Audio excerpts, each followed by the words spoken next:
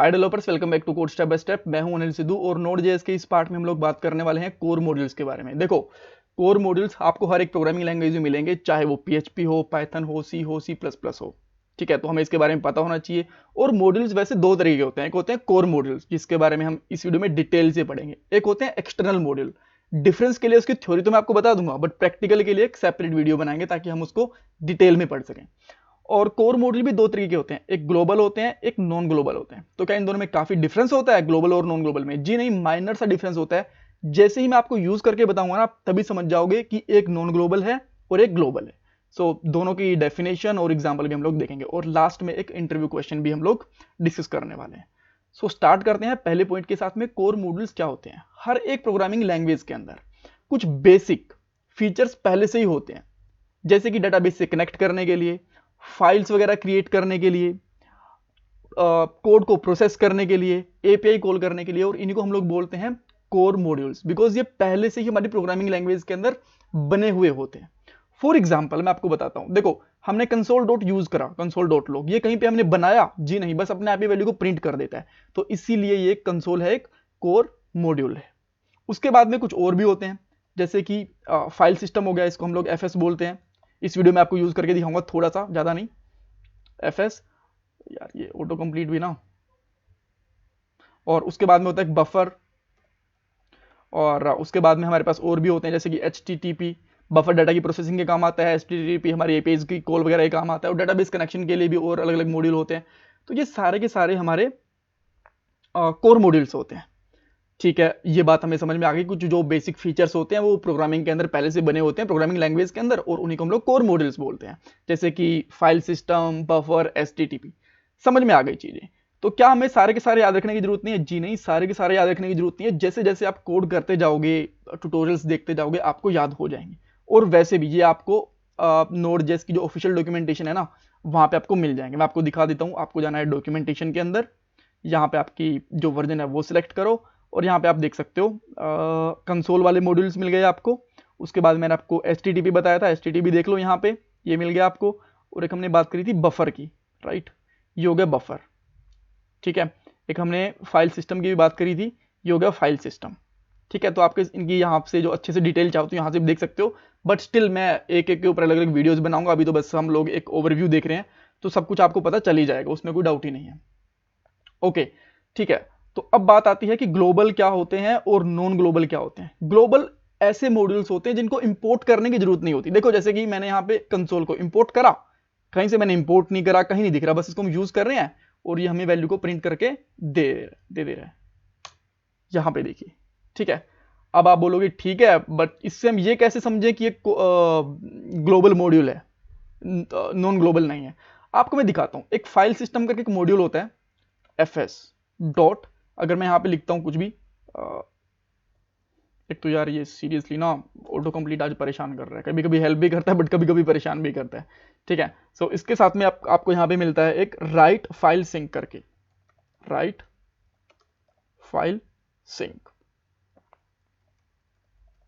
और ये आपकी एक नई फाइल क्रिएट करता है। मैं इसको रन करने की कोशिश करता हूँ, hello.txt। और उसके बाद में मैं इसमें कुछ कंटेंट डाल देता हूँ। यहाँ पे डाल दिया मैंने कोड स्टेप बाय स्टेप।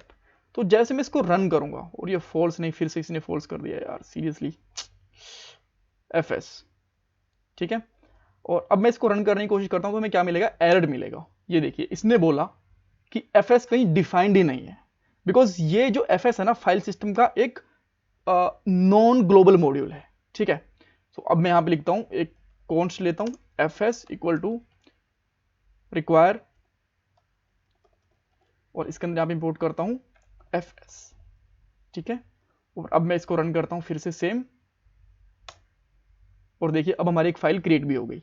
तो जो मॉड्यूल हमें इंपोर्ट करने पड़ते हैं वो हमारे नॉन ग्लोबल मॉड्यूल होते हैं, जो इंपोर्ट नहीं करने पड़ते वो हमारे ग्लोबल मॉड्यूल होते हैं। जैसे हमने कंसोल को कहीं से इंपोर्ट नहीं करा, तो ये क्या हो गया? हमारा ग्लोबल मॉड्यूल। और फाइल सिस्टम के लिए हमने इसको इंपोर्ट करना पड़ा, तो ये हो गया हमारा नॉन ग्लोबल, बिकॉज ये बाय डिफॉल्ट इन्वायरमेंट में नहीं है, इसको इंपोर्ट करना पड़ता है। ठीक है, इस तरीके से। और अभी के लिए मैं इस कंसोल को हटा देता हूं फॉर अ मोमेंट यहां से। और यहाँ पे देख सकते हो हमारी एक फाइल क्रिएट हो भी गई है। ठीक है, अगर मैं इसमें कुछ और नाम लिखता हूँ, लेट्स से एक और फाइल क्रिएट करके देखते हैं, h2 टेक्स्ट, और इसमें लिख देता हूँ मैं लाइक एंड सब्सक्राइब, और फिर से मैं इसको क्लीन करूंगा और रन करके देखूंगा तो ये हमारी सेकंड फाइल भी क्रिएट कर देगा और इसके अंदर हमारा कंटेंट भी आ गया। तो एक चीज तो हमने ये सीख ली कि मॉड्यूल्स क्या होते हैं, सेकंड चीज हमने ये सीख ली कि एक फाइल क्रिएट कैसे करते हैं। ग्रेट। और देखो अब तो मुझे पूरा पूरा लिखना पड़ा ना, विजुअल स्टूडियो कोड का अपना ये भी फायदा होता है, ऑटो इंटेलिजेंस देता है ये। अगर मैं यहाँ से fs डॉट लिखूंगा ना तो इसके सारे के सारे फंक्शंस होते हैं ना, वो सारे के सारे आ गए यहाँ पे। वॉच आ गया, वॉच फाइल हो गया, राइट हो गया, राइट फाइल हो गया, राइट विद सिंक हो गया। ये इतने सारे फंक्शंस क्या काम करते हैं, इनके बारे में हम बाद में डिटेल में पढ़ेंगे। अभी के लिए फाइल सिस्टम को पढ़ना हमारा काम नहीं है, ग्लोबल मॉड्यूल्स को पढ़ना, सॉरी कोर मॉड्यूल्स को पढ़ना हमारा काम है। अच्छा, अब आप बोलोगे कुछ और एग्जांपल्स दो हमें। देखो एक और एग्जांपल होता है, अगर मैं यहाँ लिखता हूँ कंसोल डॉट लॉग और इसके अंदर माइनस माइनस dir नेम होता है, ये करता है हमारी डायरेक्टरी का नाम बताता है। अब मैं जैसे यहाँ पे लिखूंगा ना, ये डायरेक्टरी का नाम यहाँ पे प्रिंट करके दे देगा मुझे। यहाँ पे लिखा और इसने यहाँ पे डायरेक्टरी का नाम प्रिंट करके दे दिया। आप बोलोगे कि ये तो पता नहीं ऐसे ही आ गया होगा, तो इसमें कुछ और साथ में प्रिंट करके दिखाओ, तो मैं यहाँ पे इसको कुछ एरोज लगा के और फिर प्रिंट करके दिखाता हूँ आपको यहाँ से इस तरीके से। और अब देखो ये हमारे डायरेक्टरी का नाम बता दिया। कभी आपको ये देखना हो कि हम लोग कौन सी डायरेक्टरी के अंदर, जब हमारा बड़ा प्रोजेक्ट हो जाता है और हमें कोड के थ्रू चेक करना पड़ता है कि हम इस डायरेक्टरी में है तो ये वाला कोड रन करो, इस डायरेक्टरी में तो ये वाला कोड रन करो, तो आप इस तरीके से डायरेक्टरी चेक कर सकते हो। एक होता है फाइल नेम इस तरीके से, और ये आपको आपकी फाइल का नाम बताएगा कि आपका फाइल का नाम क्या है। यहाँ पे देखिए पूरी पूरी डायरेक्टरी विद इसने फाइल नेम भी बता दिया, index.js। अगर हमारी कोई और फाइल होती तो उस फाइल का हमें नाम यहाँ पे मिल जाता। तो आपको समझ में आ गया कि कोर मॉड्यूल्स क्या होते हैं, जो बाय डिफॉल्ट फीचर होते हैं हर एक प्रोग्रामिंग लैंग्वेज के, हम उनको मॉड्यूल्स बोलते हैं। दो तरीके के होते हैं, एक ग्लोबल जो कि हमें इंपोर्ट नहीं करने पड़ते, जैसे कि कंसोल डॉट लॉग और फाइल नेम भी हमें कहीं से इंपोर्ट नहीं करना पड़ा। एक होते हैं नॉन ग्लोबल जो हमें इंपोर्ट करने पड़ते हैं, जैसे कि फाइल सिस्टम, बफर और भी बहुत सारी चीज यूज करके देखेंगे। ठीक है, ऑल राइट। सो ओके, अब आपके पास हमने थ्योरेटिकल चीजें देख ली। क्वेश्चन हो सकता है कि क्या हमें जो एफएस रिक्वायर्ड है ये टॉप लेवल पे ही करना जरूरी होता है? ये रिकमेंडेड है, बट अगर आप इसको नीचे भी करोगे ना इस तरीके से तो भी ये काम करेगा। मैं यहाँ पे fs डॉट क्रिएट फाइल करता हूँ, एक